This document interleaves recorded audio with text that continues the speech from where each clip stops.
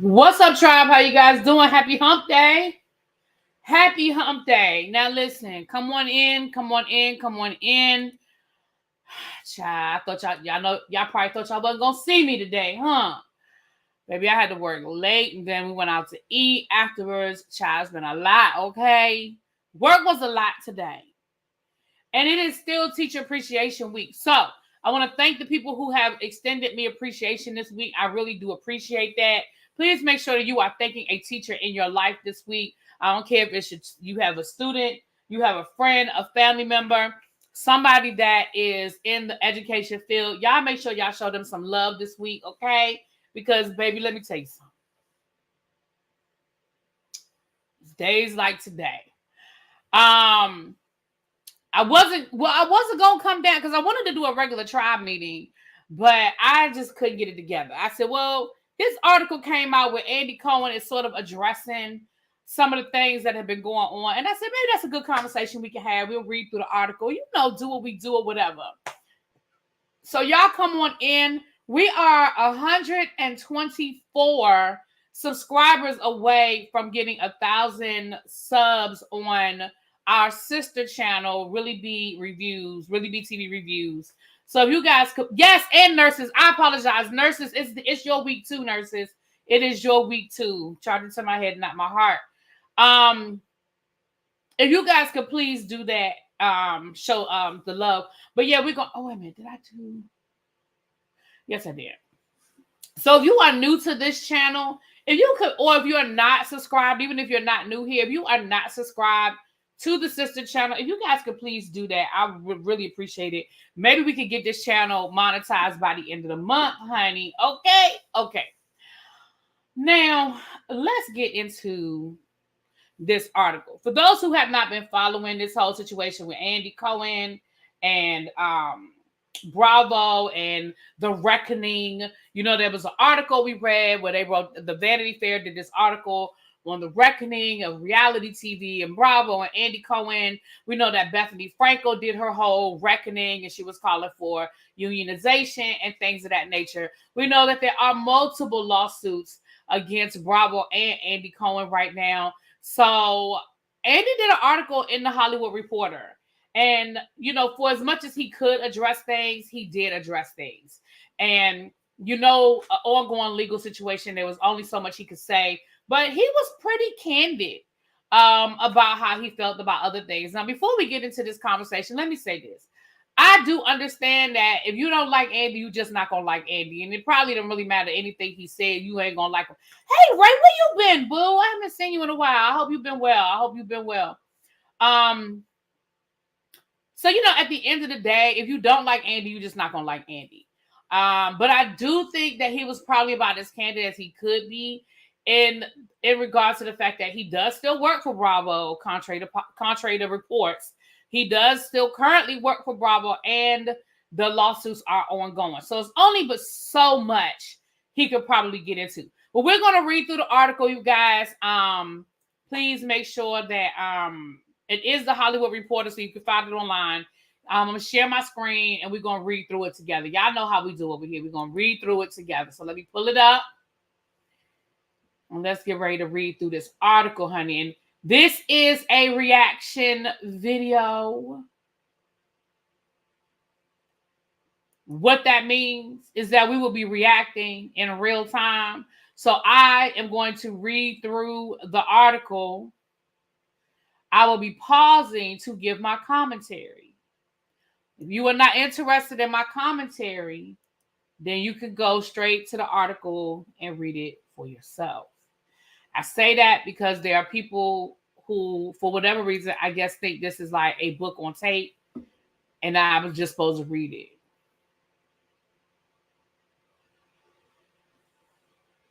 You've been catching the replays? Okay, boo. Well, I'm glad you're okay. Like I said, I do notice when I don't see my regulars. I notice when I don't see y'all. So I'm glad you're okay. Hey, Satin, how you doing, Satin? I'd like to say Satin. Hey, my love. I haven't seen you around in a while either. I know, life is life at some time, and I know sometimes, y'all catch it in a replay or whatever, but You know, when I don't see my regulars, I do notice. Can y'all hear me? The microphone is doing, hold on, y'all. My microphone doing its own thing over here. One of these kids is doing its own thing. One of these kids is not. Hold on, y'all. Oh, shoot. Hold on. Give me a second. Hold on. Oh, Lord. I got a whole situation going on. Give me a second, y'all. I got a whole situation going on with this microphone right now. Hold on.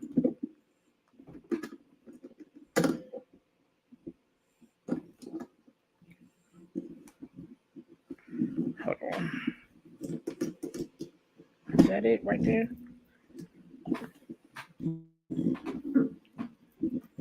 The stand was leaning. I had to straighten it up, y'all. Sorry. The stand was leaning like it was going to lean over. Thought it was getting ready to fall. I had to get it straight. It's still leaning, but I'll fix it. I'll do it, but I can't. I don't want to take up too much more time. All right. So let me share my screen and we're going to get into this article. Hey, everybody coming in. Hey. And for the people who say they didn't hear about the game night, I'm sorry, but I did post it. I scheduled it a whole week before we did it.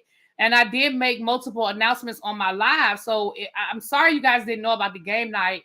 I don't know. I can't do anything about YouTube not sending out the notification, but I did schedule it. I scheduled it like a week ahead of time so that you guys had time to see it. And I, made multiple announcements. So again, for the people who missed it, I'm sorry. We will be doing it again at the end of the month. And I am still looking for, by the way, I owe you $15 and I'm still looking for you, my love. Please, and please again, reach out to me and let me know. Okay.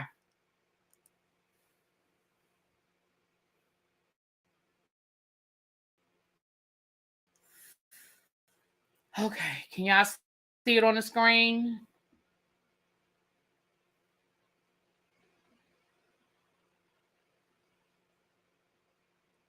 Oh, you just sitting upstairs. Okay, I understand it, boo. I understand. Okay.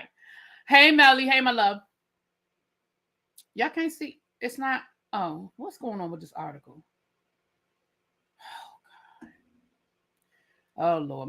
Okay, it is. My internet is acting slow, y'all. My internet is acting slow. Sometimes I feel like my internet be slowing down when it's time to pay the bill. I think it be doing that on purpose. But this time the bill don't need to be paid. So I don't know what's going on. Anyway. Okay, let's get into this article. As you can see, Andy Cohen is all posed up and everything, honey. Again, it's the Hollywood Reporter. This article is dated today. This was posted today. So let's read through it. Andy Cohen finally speaks out on Real Housewives reckoning. It's hurtful, but I have no regrets. That's in quotation marks. So, he said it. Ex-Bravo stars are hurling charges and lawsuits over alleged sexism, racism, and substance abuse on the set. But the network's Golden Boy says he is having the time of his life, celebrating 15 years as the host of Watch What Happens Live. It's a frigid Sunday afternoon in April, and Andy Cohen is perched on a park bench, ruminating about the ups and downs, but mostly the ups of his nearly 3-decade-long career in broadcasting. Occasionally, a passerby walks past and smiles or shyly waves hello. That's it. It quickly becomes apparent is a common occurrence for Cohen, 55, who seems to be something of an unofficial mayor of this cobblestone townhouse line neighborhood in downtown Manhattan, where he and his now 2 children, Benjamin 5 and Lucy 2, have been living for 27 years. I will say this. I do follow Andy on social media, and baby, Andy be outside, okay? Andy be walking all up and through New York. Celebrity New Yorkers really don't take it that serious. Like, they walk down the street to the local Starbucks. They ride the subway. So seeing a celebrity in New York really is not a big deal, especially in certain parts of the city. So I could believe that Andy just be outside chilling on the park bench and people just be like, hey, Andy, hey. Everybody, it seems, loves Andy Cohen. Well, not everyone, but we'll get to that in a moment. He started his career in New York in the early 20s, a precocious, fiercely ambitious network executive with not so secret dreams of making it big in front of the cameras as a TV host, despite being told by a mentor that he had no charisma. Today, he's not only a producer of one of the most successful reality franchises in television history, the one with all the Housewives, but he spent 15 years as host of Bravo's much buzzed about late night talk show, Watch What Happens Live with Andy Cohen, on which everybody from Hillary Clinton to Mariah Carey has answered his jaw-dropping, blunt questions. He oversees 2 unruly radio channels on Sirius XM and hosts 2 shows himself. He has written 5 best-selling books about himself, naturally, and every New Year's Eve, he entertains millions of CNN viewers worldwide by getting wasted on camera with his pal, Anderson Cooper. Now, I knew he had the radio show. I didn't know that he basically was the manager of 2 channels. Wow. That I did not know. Okay. Let me come over here to the chat. Okay, I see y'all coming on in. When you come in, please hit the like button. Take a seat, you guys. Y'all come on in. Okay.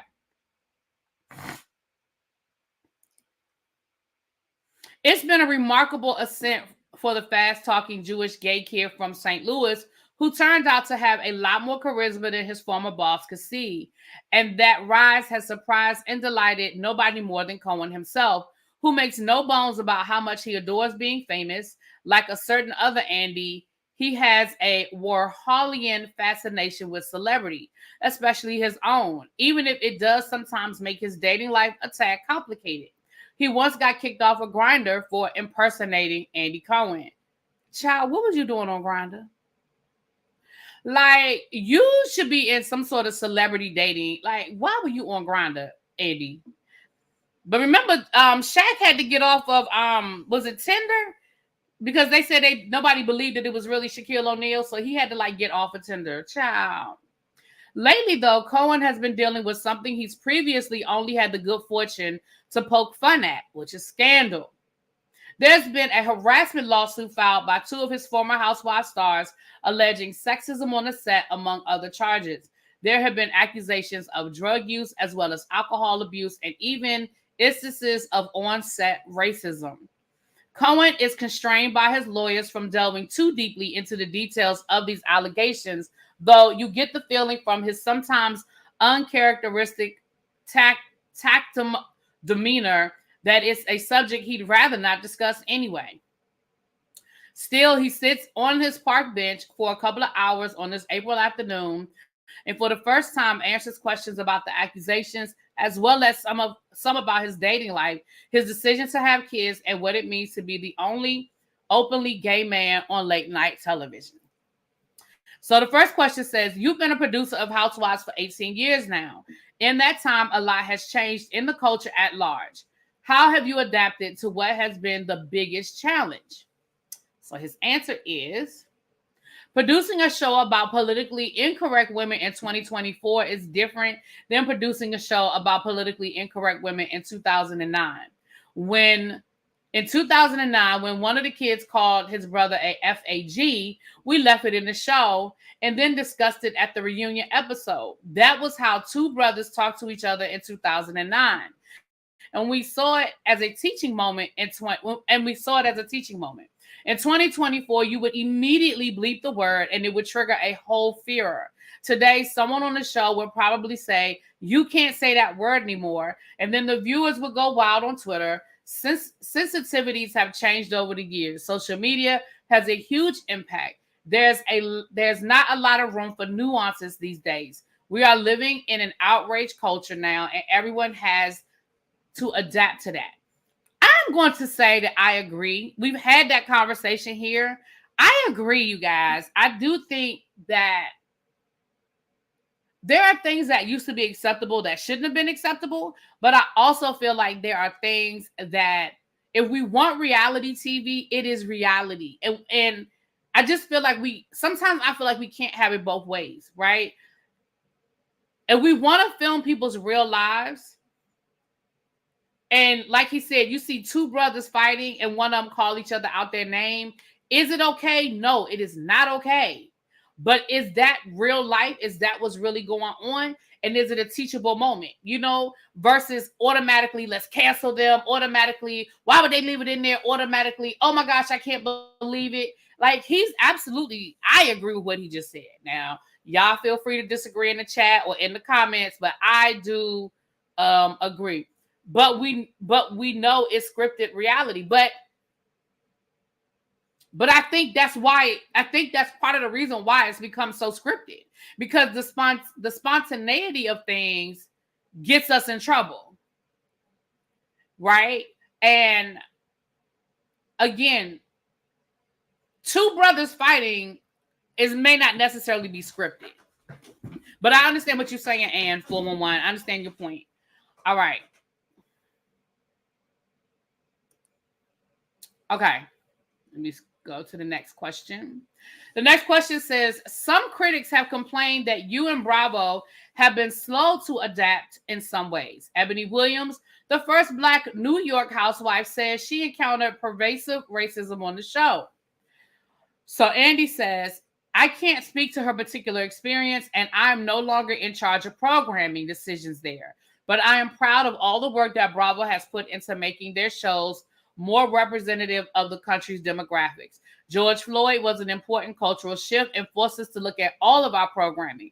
Bravo made it a mandate to diversify its shows. I mean, they had a show, Summer House, that was like a bunch of white people in the Hamptons. Southern Charm, a bunch of white people, Tomcatting, and Charleston. They thought, why are a lot of shows so segregated? They decided that there needed to be more representation across the dial, and they did it. Again, I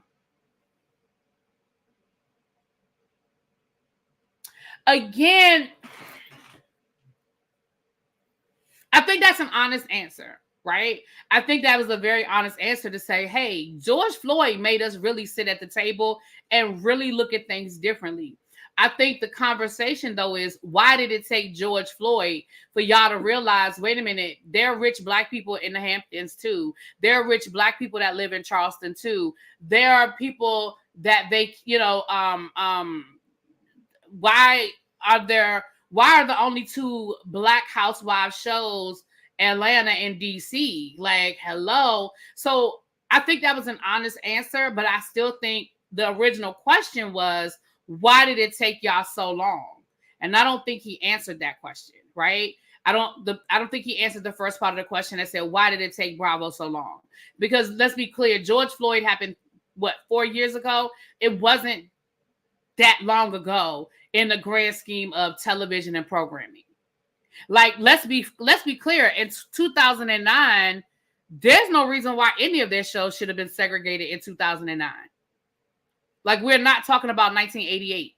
2009, like, stop playing. So, again, honest answer, yes. Did he really did he answer why it took so long? No. And he said, I'm not in charge of programming anymore, which means that when you were at the decision seat, you weren't making those decisions. You know? I don't know.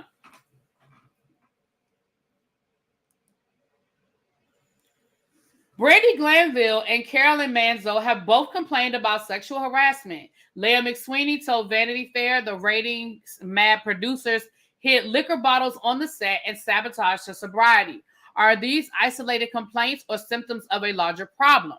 So his answer was, unfortunately, I can't talk about some of these things. What I'll say about the alcohol is that we have so many sober people and people who've gotten sober on the show, like Countess Luann. We have people who've never had a drink during the entire run of the show. Jill Zarin, Candy Burris, Heather Dubrow will just have an occasional glass of champagne. So sure, there are a lot of people who drink. There are many people who never drink. We don't force anyone to do anything, but no one is secretly hiding liquor bottles on set. That's ridiculous. We've been very supportive of people's sobriety. So I'm going to say to this, I'm going to call bullshit. And here's why I'm going to call bullshit. Even though I think Leah McSweeney may not be the best example of the poster child, I will say that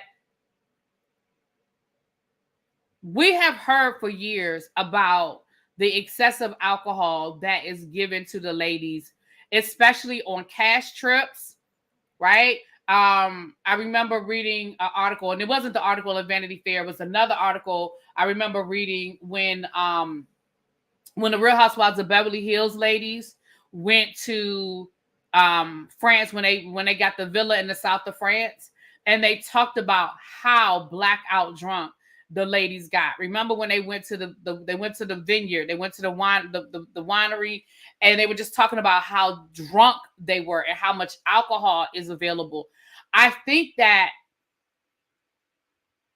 alcohol is provided because, of course, people loosen up, people talk a little bit more, people are a little bit more a little more animated. Do I think that they are pouring alcohol down people's? No, they're not. But if you are sober, it is a hard environment to be around, right? Look at what they did to Kyle this season. I still think that Kyle's decision to stop drinking was more serious than what we know. That's my opinion. I'm not basing that on anything. That is my opinion.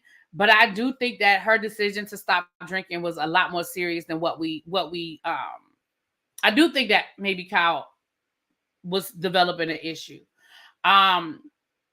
And remember the whole season, it was, well, Kyle isn't drinking. Why isn't Kyle drinking? She's so different now. Oh my gosh, I just want the fun Kyle back. Oh my goodness. And remember, even when they went out, they made fun of her for ordering mocktails and alcohol-free beer and stuff like that. It is a hard environment to be in if you are sober. Again, do I think that they're literally pouring alcohol down somebody's throat? No, I don't think it's that. I don't think it's that on that level, but I do think it's a hard environment. And I do think that production encourages people to drink. I absolutely believe they do that because we see it. And these answers are what white people say about reparation. My granddaddy did it. Now I know and still do. Zip zero BS is what he's serving. BS. Yeah, that's what I'm saying. That answer was just, yeah, I'm with you on that one. Palaver girl? Let me know if I said that right. Palaver girl. I agree. Andy answers like a prosecutor is asking him these questions. Right. Drunk people mess up their scenes, I would think. Oh no, drunk people don't mess up the scenes. Absolutely not. Think about it. If you watch any of the Housewives shows, you can probably think about the most explosive Housewife episodes and the most ridiculously funny. And most of them probably involve somebody being drunk. Think about last season the season before last on Beverly Hills when Erica was disrespectful to Garcelle's. Thank you. When Erica was disrespectful to Garcelle's son, she was drunk, right? Remember Kyle doing the splits and again, remember when they were in France? They were literally blackout drunk in France. They couldn't even walk up the steps. When you think about, the fight between the infamous fight between Monique and Candace happened at a winery. I'm not saying they were drunk. But it happened at a winery. You know, when you think about some of the highlighted moments in Housewives history, I'm sure alcohol is somewhere around. I would think alcohol might get somebody out of their character. Sounds more sabotage-ish. Well, in my opinion, I certainly feel like it's encouraged that they drink so that they will get a moment. You know what I mean? Like, I think it's encouraged because they want that moment. They're looking for the moment. I remember even with we can even take another reality show, RuPaul's Drag Race, when they used to, if you watch RuPaul, child, look at these pop-up ads. Hold on. If you watch RuPaul, you know what I'm talking about. Whenever they would go in the back to the Untucked Lounge, they always had alcoholic drinks. It wasn't until a lot of the girls were either trying to get sober or they were already sober that they started they started being more conscious of having mocktails and other options. But at first, there were just alcoholic drinks back there. And if you didn't drink, you kind of just, had to drink water or just kind of had to hold on. You know what I mean? You checking in from H&G? Yes, Cindy, come on over. I don't know if Pam is done having a staff meeting. I'm sorry I couldn't get over there for the staff meeting, but you know how we do over there. You work if you feel like working, child. I'll be over there the next time, honey. I'll show up for work the next time. All right. So the next question says, but Bravo wouldn't be the first network to use liquor to gin up some drama. So Andy says, we don't need to gin up drama. Have you seen Ramona Singer on a random Tuesday at 1 p.m.? Have you ever run into Lisa Rinna at noon? Lisa Rinna doesn't need a glass of rosé in order to tell you exactly how she's feeling. Margaret Josephs only drinks Diet Coke, and she is a truth cannon wherever she goes. I don't think Jerisa Judice would say that it was the red wine that caused her to flip that table. Can we stop saying she flipped the table? She didn't flip a damn table. I mean, she pushed the table into the people. She lifted it off its feet, but she did not flip a whole damn table. That whole moment is so exaggerated. When I finally saw that episode, I was like, so that's what everybody been talking about for 20 years? That is not a flip. That is not a table flip. Anyway. We start filming the reunions at 6 a.m. for God's sake. Yes, the reunions are very sober.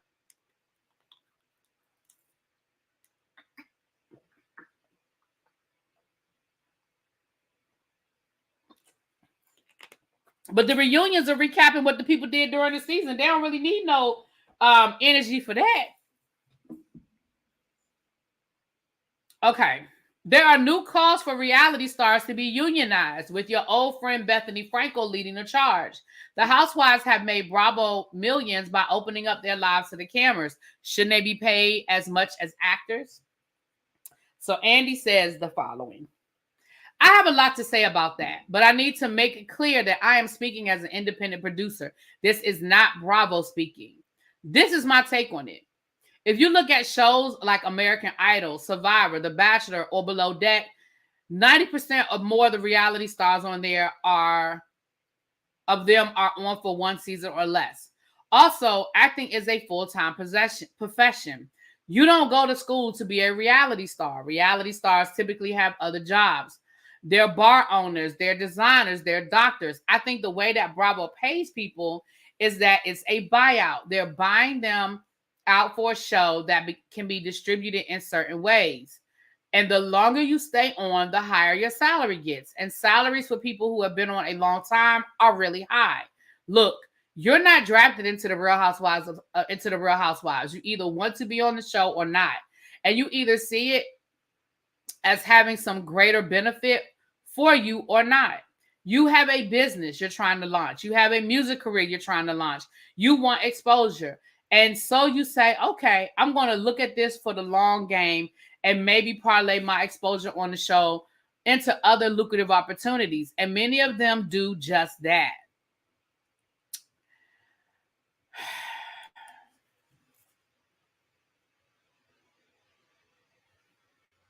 I think that was a good answer.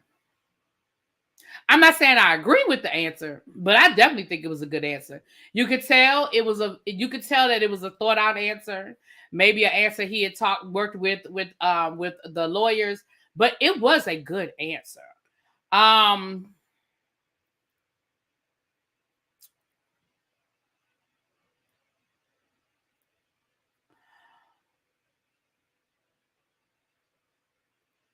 My pushback is, just like with some unions, not all unions, but just like with some unions, you're not a member until you've been at the job a certain amount of time, right? So I get it for reality shows like American Idol, where you're on it, you're gone, that's a wrap. But for the Nene Leakes of the world who've been on the show for 10 years, or the Teresa Giudices, or what have you, I can honestly see where there would be a need for some sort of long-term protection once you have been there for an extended period of time. You know what I'm saying? So on one hand, I get it. Andy brings, again, I think that's a great answer. Not saying I agree with it, but I definitely see his point of view on some things.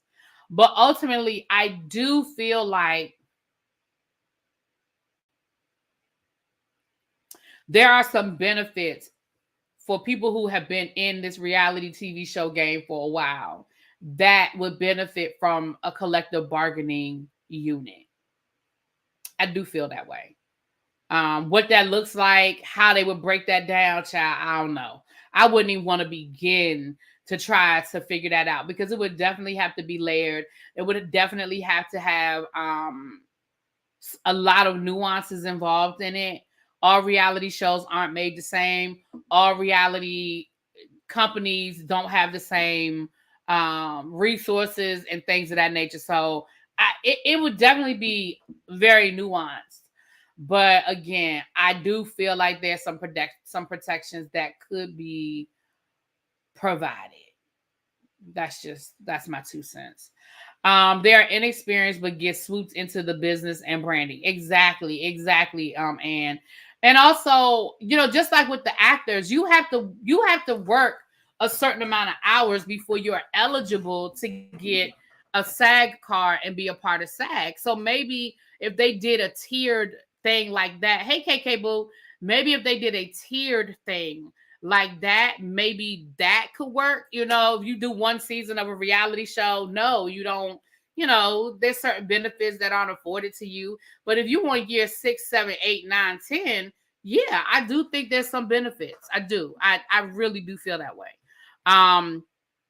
But at the end of the day, if you look at the history of the labor union, management never welcomed unions. I mean, look at Walmart. Child, Walmart's still fighting against unions. There are a lot. Look at Tesla. Look at Amazon, right? So even in these billion-dollar companies, unions are not welcome.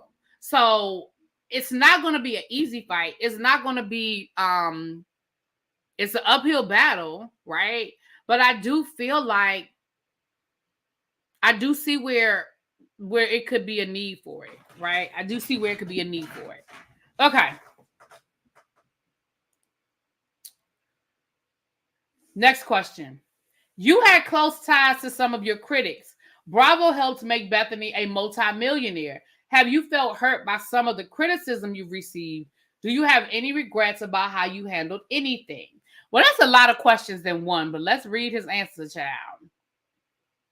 I'm a nostalgic person. If someone who appreciates everyone being in the same ride, I'm incredibly proud of the close relationships I've built in my 20 years at the network. I'm super proud of what I've built and everybody who's been a part of it. I think most people involved with these shows have been very grateful for the platform, but there will always be a few with complaints. Obviously, it's no fun to be a target. So yes, it's hurtful, but I have no regrets about the way I've handled anything. I think everything that happens in your life informs the next thing that happens in your life. That's the way I look at all of this. I know what the truth is, and I know how I've conducted myself, and I walk tall every day on that. There are legions of fans who are passionately devoted to this brand. It is tonic that helps them get through the pains and obstacles in their lives. When I got on stage at BravoCon, I was just blown away. 35,000 screaming people who came in from all across the globe. It was an intense experience that helped me put all of this in perspective. I'm going to say this. I'm leery. And this is just a personal thing. I'm always leery of people who say, I don't regret anything. I respect that you wouldn't change anything because you feel like whatever happened got you ready for the next thing. That I respect. But when people say, "Oh, I wouldn't change a thing. I don't regret any," I don't know. Like I feel like you can look back on something and say, "I could have handled that better," but I know that it happened the way it was supposed to happen. Or, yeah, if I had to do it all over again, I would do some things differently. However, not really sure how that would affect where we are today. I don't know. Because I could look back on some things that I feel like he could do differently. I can't tell that man how to feel, but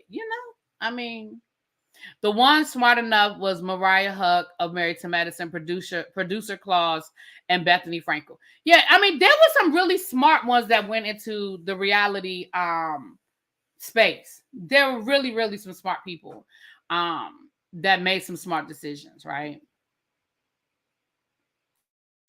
Given BravoCon's success, many people were surprised that you decided to skip it this year. Why is that? Now this, I don't know what he about to say, but I think I'm going to call bullshit up before I even read the answer, but let me read it. Pulling that together is a massive undertaking. We had 150 or 160 Bravo stars there last year, plus 30,000 people, hundreds of moderators and press. Then we did 5 episodes of Watch What Happens Live in front of 2,000 people. It was just a tremendous amount of effort. And when it ended, I remember saying to the NBC chairman, Francis Berwick, maybe we should skip next year or do it in a year and a half. It would be more special that way. Also, the space we wanted was only available 9 months after we had already done it.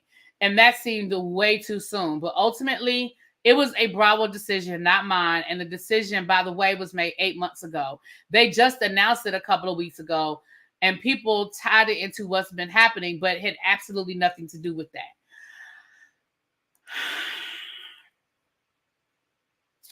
I don't know if I believe that. First of all, let's go back to him saying that the space wasn't available. Do you know how many conference event spaces are in Las Vegas? Like, come on, stop it. Do you know how many conference event spaces are in the city of Las Vegas? You may not be able to have it in that exact same location, but sir, if y'all wanted to have an event in Las Vegas in a year from now, you absolutely could have an event in Las Vegas a year from now. That's number one. Number two, it didn't have to be in Las Vegas. If you give people enough time, just like y'all moved it from New York to Las Vegas, you could have it in Atlanta. You could have it in LA. You could have it in New Orleans. I don't know why New Orleans just popped in my head, but it did. You could have it in DC. Like, why not rotate it around to the cities where you have franchises? Like, stop playing with me. That's bullshit. You said they made the decision 8 months ago, but they just announced it now. Why? Why would they just announce it now? If they knew 8 months ago, which means they knew, they knew before. If they knew 8 months ago, they knew before they even had BravoCon, because BravoCon is in November. BravoCon is in November. They made the announcement in April, which means that they knew last November that they weren't doing BravoCon. Why wouldn't you have made that announcement at BravoCon?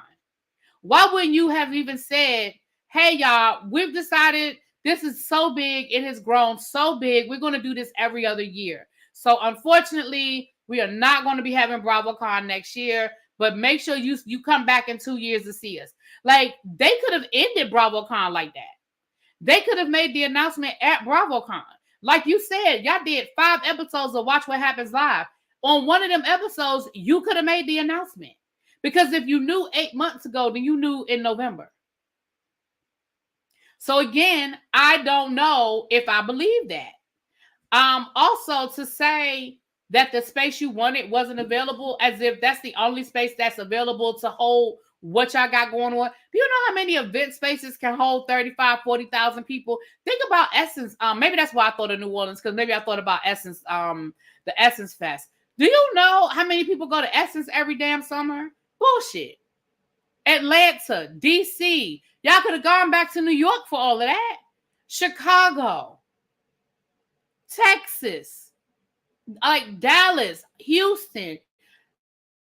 If y'all wanted to do it again, y'all could have done it this year. I just don't believe that answer. And I don't care. He can say, I don't believe it. And then, didn't somebody say something about the Olympics? When they first made the announcement, didn't somebody say something about, oh, well, maybe NBC can't handle it because of the Olympics? I don't know. Did that come from him, or did that come from just people speculating? Because I didn't see him mention anything about the Olympics in his answer. So again, that's the second answer that I'm just going to call outright bullshit on. The rest, you've been dancing around, Andy, but those 2 answers, those 2 questions, I'm calling bullshit on your answer. Okay. So aside from the recent controversies, has it all turned out as you thought it would when starting out? Is this what you expected your life to be? So he said, no, I couldn't have ever predicted this. It's been a really strange journey. I mean, I love TV. I've wanted to be on the air since I was a kid. My first job was a desk assistant in 1990 at CBS This Morning in New York. I was desperate to make it on the air, but I just looked so wrong. All right, I don't care about that answer. Is it true you were advised not to pursue a career in front of the camera? Yes, one of my first mentors told me, you're wall-eyed and you don't have charisma. I don't even know what wall-eyed means. What the hell does that mean? What is wall-eyed? Anyway, after college in Boston, I came to New York, but I realized there was no way I could land an on-air job here, so I took a job as a producer at CBS News. I became successful behind the cameras pretty quickly. I was the youngest producer at CBS News during major segments for the morning show in 48 hours. By then, I had mostly given up trying to be in front of the camera, but I'd still try out to become a VJ or something like that. Would you have dumped your CBS career to become a VJ? Oh my God, in a second. Remember MTV at the time? John Norris, Kennedy, VJs were superstars back then. Now, he's right about that. Like, them MTV VJs, they absolutely were pop culture. In 2000, Barry Diller snatched you away from CBS to work as head of programming at Trio. Why did he hire you? Barry and I have been friendly. He saw I went out every night, and I thought I had a good eye for what was going on. Trio was going to be a new arts channel, and Diller wanted it to be very high and low.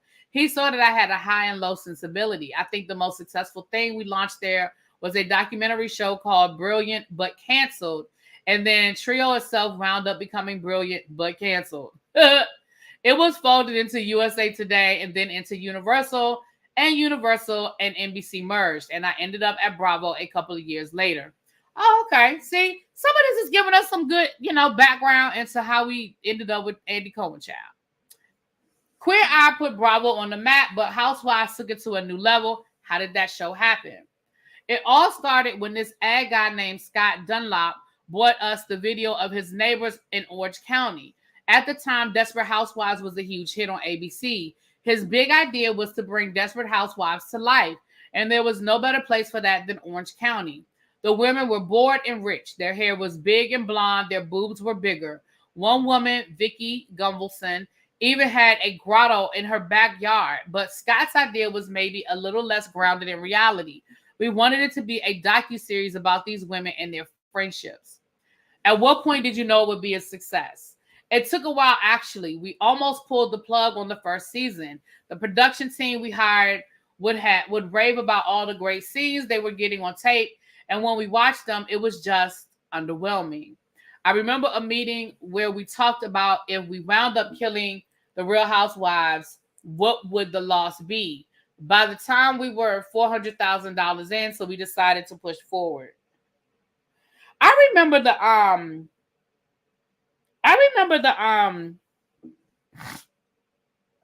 advertisements for the Real Housewives of Orange County. I wasn't interested in watching it, but I remember season 1. I remember when they first started advertising for season 1. What's the show's secret? People really like judging other people. It's that simple. There's a moral aspect to this. You see people behaving well or behaving badly. People like to sit in judgment and watch people get their reward or comeuppance. I also think there's a democratic aspect to this. It's kind of Warholian. You can come from anywhere and get your 15 minutes. You don't need a particular talent to be a star. I love Howard Stern and his whack pack, and I think of these housewives as my personal whack pack. Even at the show's cringiest moments, it's hard to avert your eyes. Well, now he's right about that. Real Housewives might be the gayest show on mainstream TV. Is that how you always envisioned it? He says, there's definitely an arched, raised eyebrow element to the show that is very gay. And there's also a lot of gays who work there. Bravo is a network for women and gay men, mostly run by women and gay men. We each bring different perspectives to the table. Gays love our divas. We celebrate strong women. I think the women on our shows are superstars. Also, gay men appreciate women of all ages, especially women over 45. At Housewives, unlike many other places, age is no barrier to being a superstar. But women producers bring their own unique sensibilities and storylines.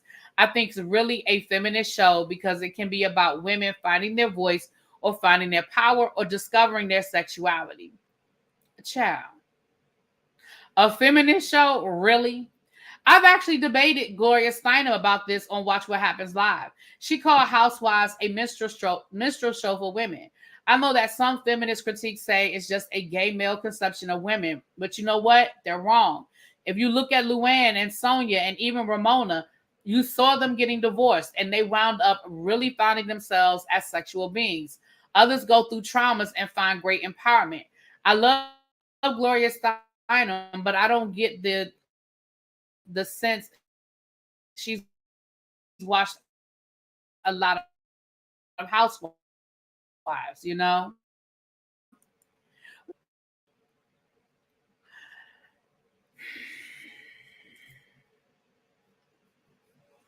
I have a problem with people who define feminism one way, right? Because my idea of empowerment, my idea of what makes me happy, my idea of what makes me feel empowered as a woman, it may not meet your definition of what that should look like.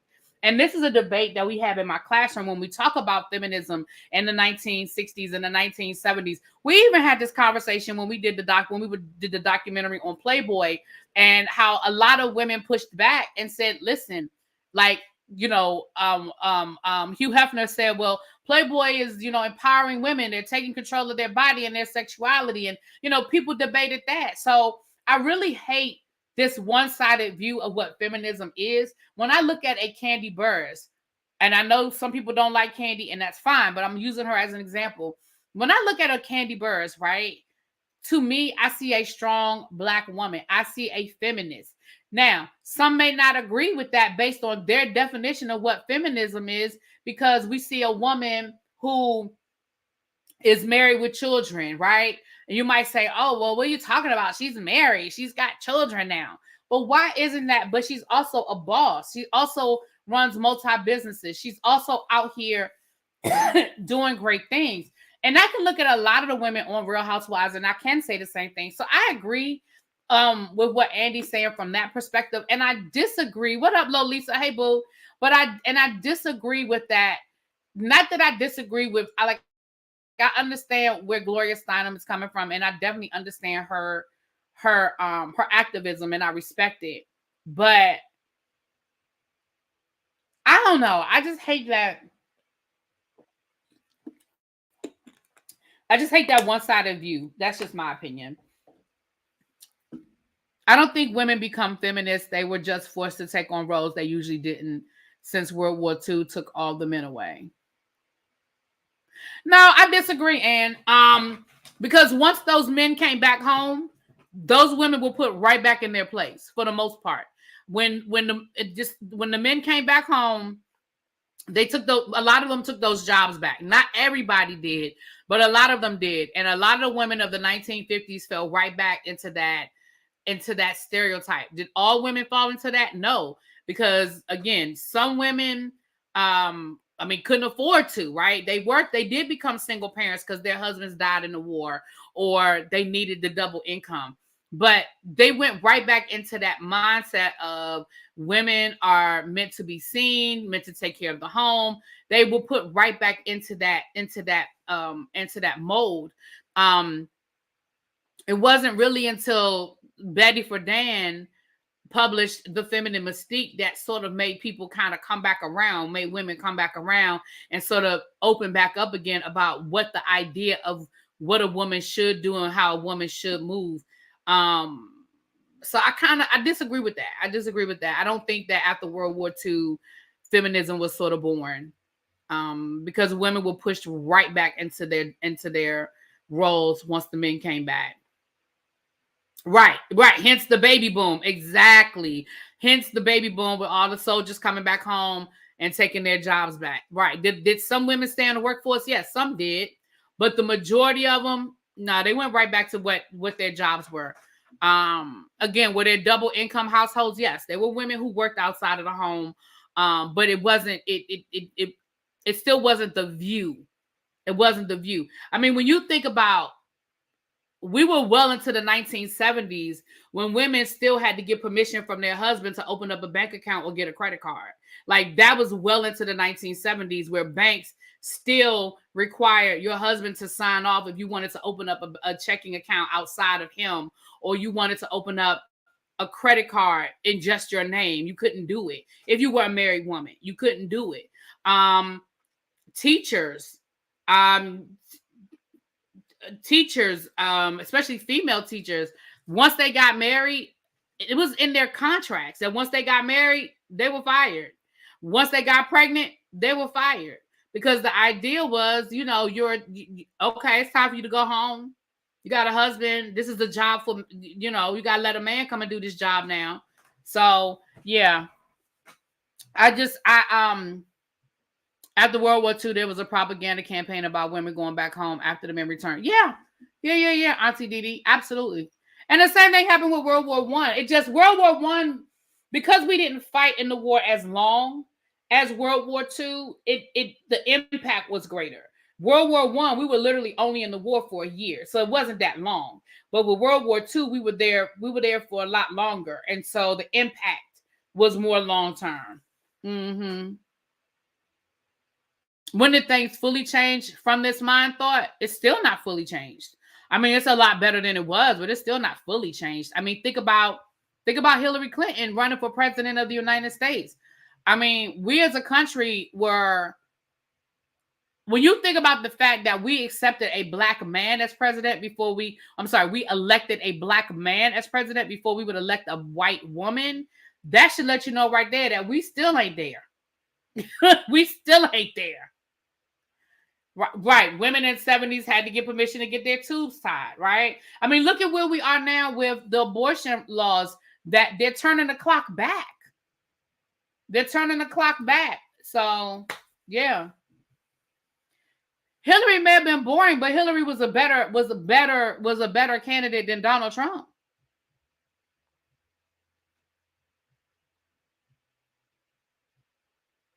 That was more true for white women because black women have always had to work outside of the home. Contrary to popular belief, there were a lot of black housewives. There were a lot of black housewives. But you're right. Statistically, more black women worked out of the home than white women. That's true. That is true. That is true. All right.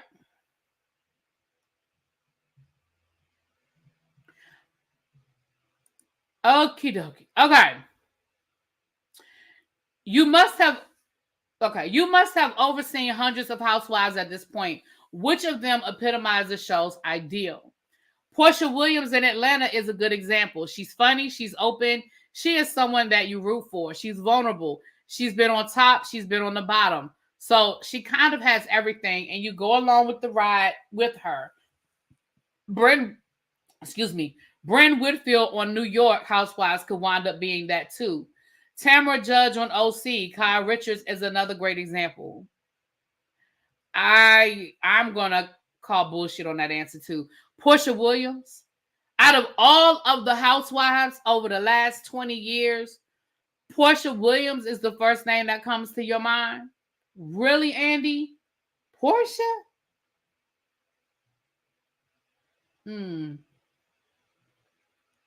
Interesting. Kyle Richards. Kyle, I don't tell y'all I try to hide as much as I can, Richards.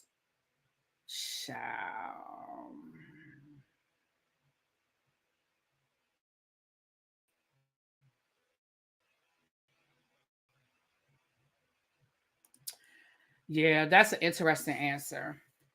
Bette Midler recently joked that she was auditioning to become a Beverly Hills housewife. Are there celebrities you really wanted to cast?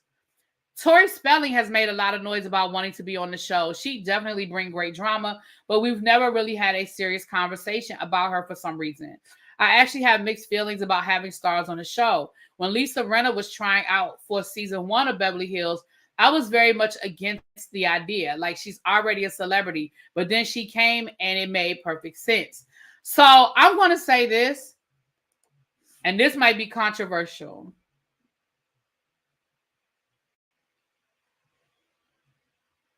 I think they need to stop casting celebrities. I think they need to stop casting celebrities.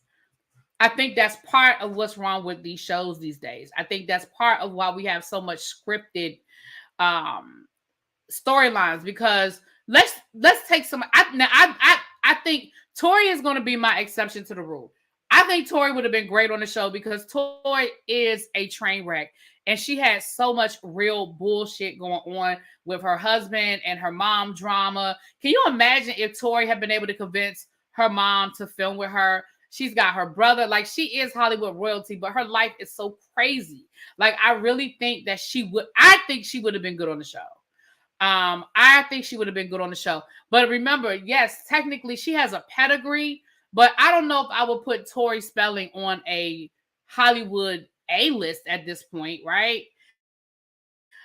Do I think I really feel like we need to go back to finding people who, even if they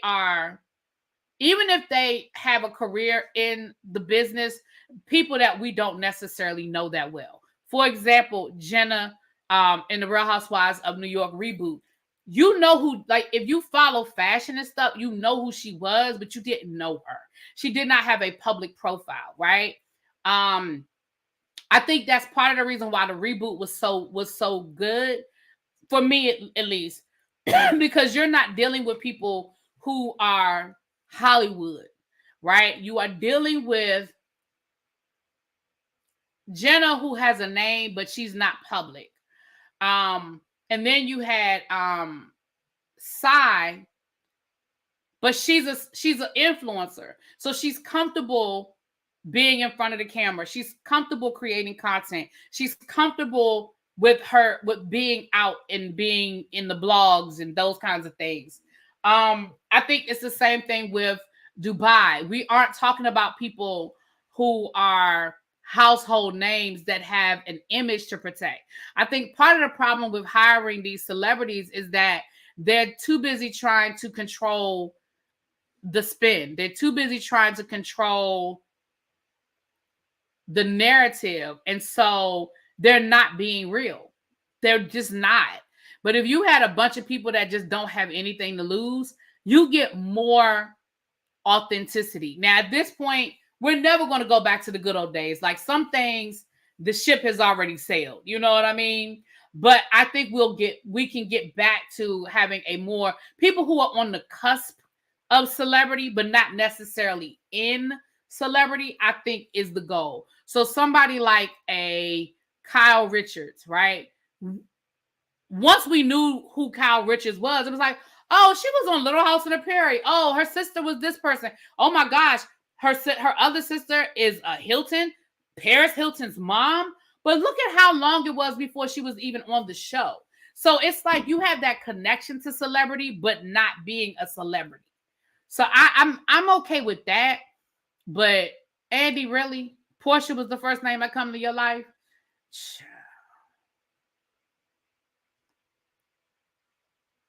Are there any secret Bravo fans who surprised you? So his answer is Steven Soderbergh, Julia Roberts, Jonah Hill, writes me fan notes from time to time. Jennifer Lawrence, when we went to the White House Correspondents' Dinner, we were mobbed. I loved everybody at SNL. I love that everybody at SNL loves it. One of the greatest things I've gotten to do in my career was play myself on SNL's Housewives reunion show. Every great female SNL star was in that sketch.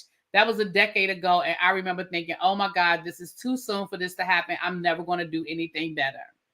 A lot of people were surprised when you gave up your job as an executive to host Watch What Happens Live. Few people have made that kind of leap. Was it a difficult adjustment? Okay, so for all the people who keep trying to say that Andy is still an executive producer, he is not.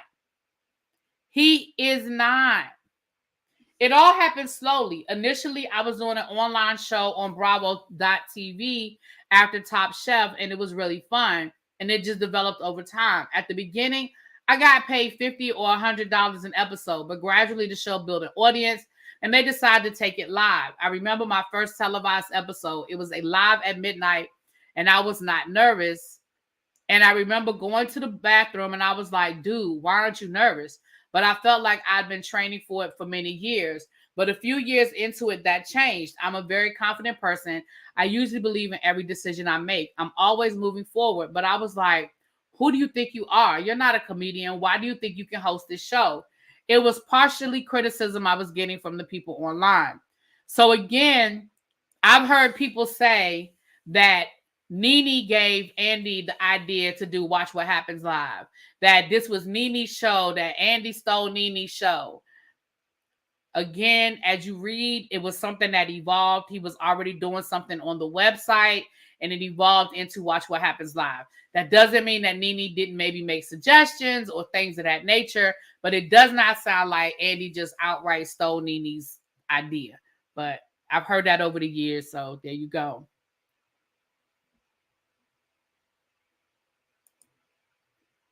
We're almost done with the article, you guys. Were there guests who didn't enjoy going there? Deborah Winger is one. I asked her to rank on-screen kisses from best to worst, and she was like, I don't remember. Those kisses were 20 years ago. I said, if I kissed Robert Redford 20 years ago, I remember what he looked like, what he smelled like, and what he tasted like, but she didn't play. Afterward, I heard she wasn't too thrilled with the experience, but Oprah and Dolly Parton are game. Hillary Clinton's been back 3 times and loves it. I asked her, who's the biggest douchebag in the Senate? She immediately said Ted Cruz.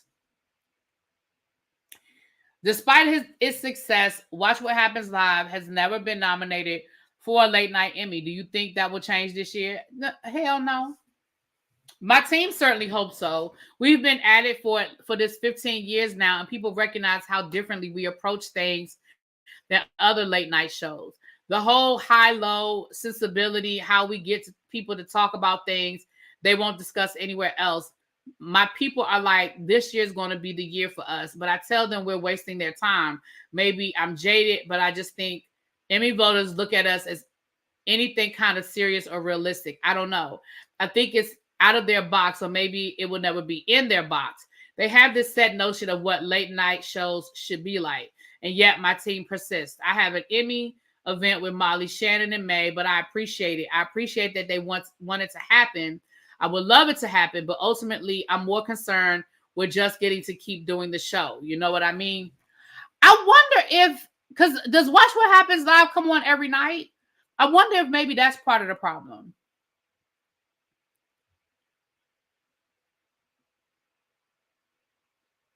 Oh, I believe he has decision-making power. Lord. I believe he has decision-making power, but I'm saying the title. I'm just talking about the title. Yeah, I don't believe for 1 second that Andy ain't in the boardroom when they having the conversations. Like, that's crazy, you know? Absolutely. I agree with that. But does Watch What Happens Live, because I don't really watch it that much. Does Watch What Happens Live come on every night? I think maybe that might have something to do with it. I don't think it's a Monday through Friday show. The country has grown much more polarized since you started out on Bravo. Has that impacted your shows? He said, we try to steer clear of politics because people hate that. They come to us for an escape. We have housewives in red states and blue states. And a lot of blue state fans get really riled up over housewives who are Trump supporters. But get over it. This is America. I'm more concerned for myself on the radio show because some days I go in and my passionate dislike of Donald Trump can overtake me. But people aren't coming to hear my thoughts on politics. Frankly, the way I use my platform the most is as a gay American and a gay dad. When I speak about politics, it's through that lens. I think that's really important because I'm the only gay person on late night television. I agree with what he's saying.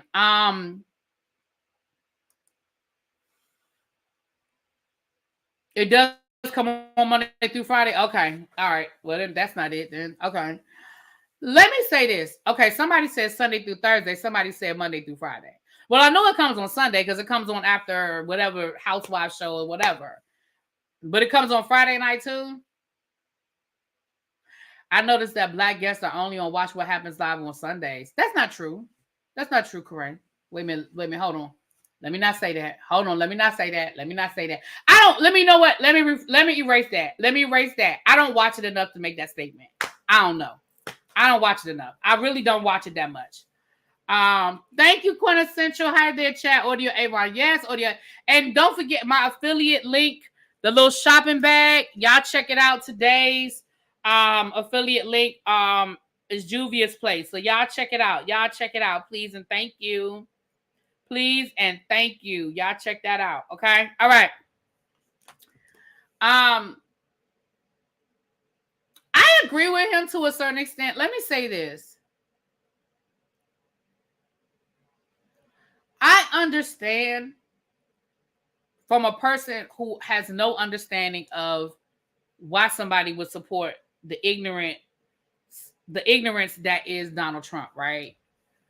But people do have a right. It is a free country. People have a right to support who they want to support. People have a right to like who they want to like. We don't have to support their decisions. We don't have to like their decisions. But I do agree that, because, I mean, we've even had that conversation over here. Oh, well, so-and-so's a Trump supporter. So-and-so's a Trump supporter. Let's be clear. The majority of those housewives are Trump supporters, or probably. Because I ain't going to get into the whys, but it is what it is. And I do think that people's politics are their business. I don't have to agree with it and I don't have to like it, but it is their business. And I agree. I would not want to tune in and see these housewives arguing over politics, not on that level. Like, we've seen different housewives, like, it'd be part of their storyline that they're working on a campaign or something like that. But, you know, I don't know. And because this has been so polarizing for our country over the last 12 years, yeah, I don't know. I agree with him on that. I do agree with him on that.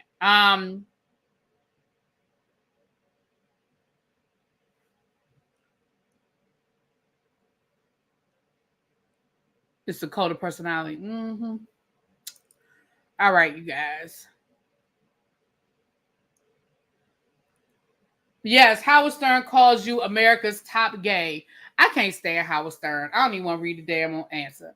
And I don't take that lightly. When he inducted me into the Hollywood Walk of Fame, John Mayer said that I unwittingly become a gay best friend to people who never had a gay best friend. That really moved me. There's a lot of moms who have come up to me at book signings and say, I watched your show for years with my son, who then wound up coming out of the closet, and having you meant a lot to us. Your friendship with Mayer has been a subject of intense speculation. People seem dubious to the straight rock star can have a close platonic friendship with a gay TV personality. He said, let them speculate. I honestly love John Mayer. He loves me. But because we're so affectionate toward each other, people don't know what box to put that in. They assume we're sleeping with each other, which we are most definitely not. Okay, well, he cleared that up.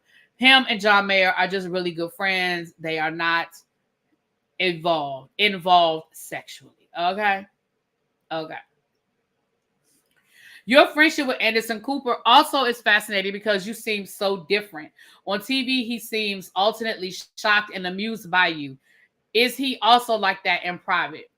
Do you remember the old Highlights magazine? We're like Goofus and Galliant. I'm Goofus, he's Galliant. Obviously, I think he's often mystified by the dramas I find myself in. He'll call me and say, what the hell are you doing?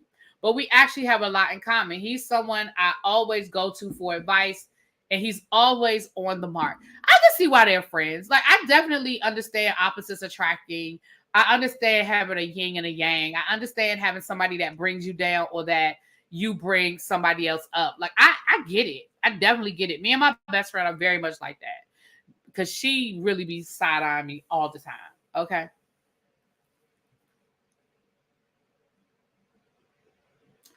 All right. You are also tight with Sarah Jessica Parker, Kelly Ripa, and Jimmy Fallon. Do you know any non-celebrities? He just went to the Met Gala with Sarah Jessica Parker.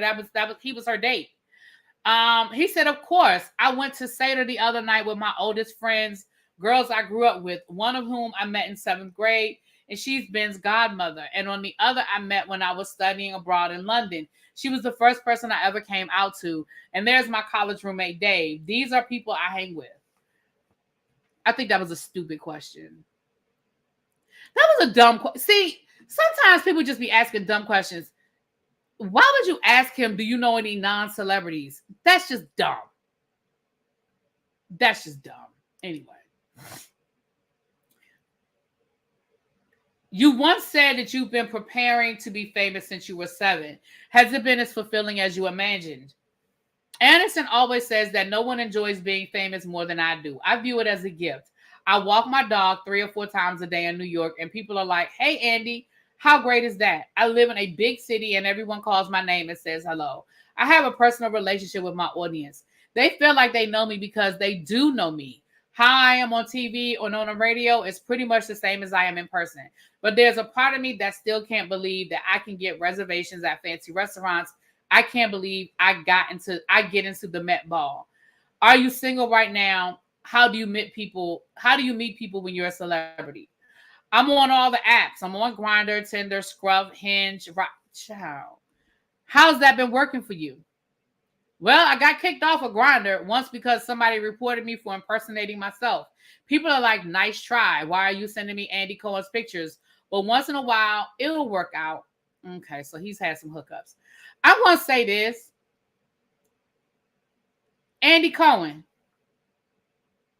Andy Cohen. Andy Cohen, you host a whole radio show every day. You do a show every night.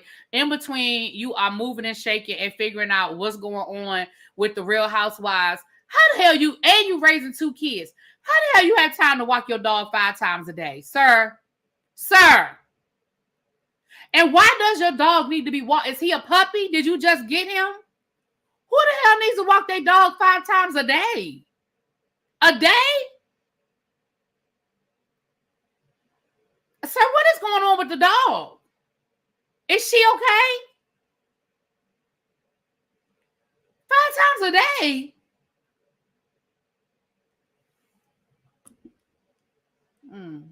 Okay. Do you worry that people want to hook up with you because you're famous? The people that I tend to swipe on Hinge and Tinder aren't usually Bravo fans. They're just random guys. I mean, if someone's got a housewife tagline in their profile, chances are I'm going to swipe left. But being famous isn't what makes dating weird to me. It's being a single dad. A guy I was dating said one night, there's an elephant in the room here. And I thought he meant that I have 2 kids, but he said, no, it's that you're famous. And I thought, wow, that's something I never think about. I thought he meant that I have 2 kids, but okay, that answer, I don't even understand that answer, but okay. All right, it's hard for you to date. Sure. Okay. All right, we're almost done, child, because I don't care about none of this stuff now. All right, we're almost done. I think it's like 3 more questions.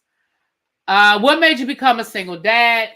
I always knew I wanted to be a parent. I knew I'd be good at it, but when I first came to New York, I became hypnotized by the city and the media and the celebrity that it all entailed.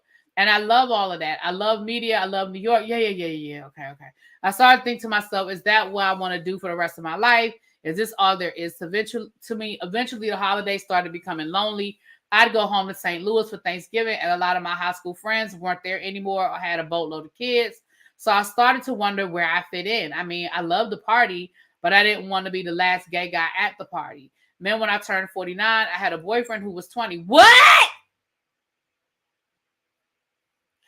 Andy, you like them young tenderonis.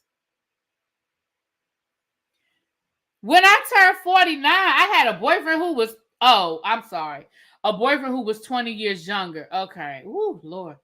But that's still damn near 20. Shoot.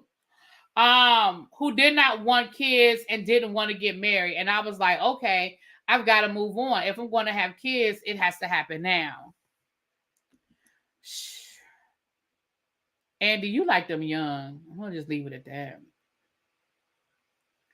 Do you ever think about retiring or doing something else? You said that you get tired of hearing yourself talk. I'm getting tired of myself. I'm not getting tired of Bravo or Watch What Happens Live. It's still so fun for me. Every fucking show is fun for a different reason. Last night, I had Jennifer Tilly. We got into this conversation about her meeting King Charles. And she was like, I could tell he was totally into me. I'm like, how could you tell? She said he was checking me out. Okay. Some of this, I guess, isn't translating well. because that wasn't funny. I thought it was more to that.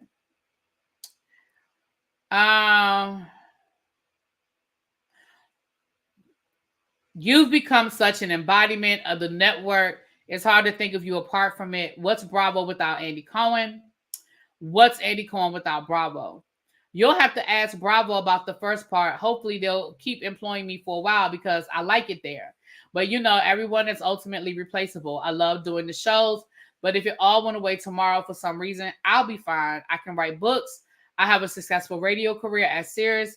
There are lots of things I can do. And now that I have a family, I know now that I'll never be alone. So to me, that was his out. You know, the rumors were that he was leaving Bravo.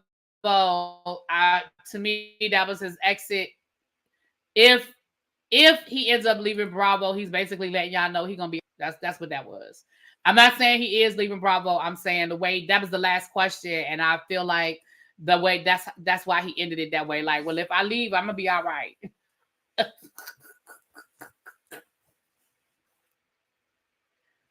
How's he gonna have kids with the man to begin with? I don't understand your question. The same way he had kids when he was single, he adopted them. He used his sperm, but he had a surrogate. So, I mean, gay men have kids all the time. Gay women have kids all the time. Yeah, money and fame does not bring you happiness. That is true. That is true. That is true. Hey, Cheryl, how you doing, my love? Yeah. So, the majority of what we cared about was like sort of at the beginning of the article. Again, because of the lawsuits, it wasn't a lot that he could say, but I think the points are valid. Oh, I didn't know they surrogated a bit. Yeah, he used his kids are his sperm. I don't know if he. I know he had a surrogate, and I don't remember. He told the story. I don't remember if it's a friend or if it was somebody like a woman that did surrogacy. But it's his sperm. Those kids are biologically his. Mm-hmm. Yep. Um. Excuse me, y'all. So that's pretty much it. Like I said, I saw that he kind of responded. I said, well, let's come down here and talk about it. Tomorrow, I want to do a regular tribe meeting because child is so much I want to talk about. So many things that's been out there floating around. And we'll get into that again. I'm getting ready. I didn't watch it last night, if I'm being honest, but I am honestly getting ready to watch the last part of the OJ episode so we can finish that up. We can round that out. Ann said I learned all kinds of things today. Well, that's what we here for, girl. That's what we here for. I'm glad. Yeah, I don't want this. And let me tell you something. I want the money, but I do not need to be a celebrity. I don't need people to know who I am. I don't need people to recognize me when I leave the house. Baby, I want to move in anonymity. I want to move stealth, okay? I want to stay. I saw videos about the handyman, yeah. But yeah, I want to move stealth. But I definitely want the bank account. Now, I ain't lying. I'll take Andy Cohen's bank account. Okay? I will definitely take his bank account. All right. That's pretty much it. I'm sorry. I'm sleepy. I need to go to bed. Oh, excuse me, y'all. So sorry. Um, there was something I was getting ready to say before I started yawning. There was something in the article I wanted to speak on, and I have totally forgotten what it is now. Damn it. Dang nabbit.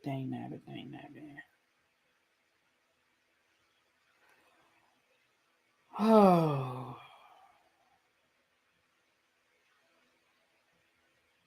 I'm gonna remember as soon as I hit the end button. But anyway, thank y'all for being here. Please hit the like button.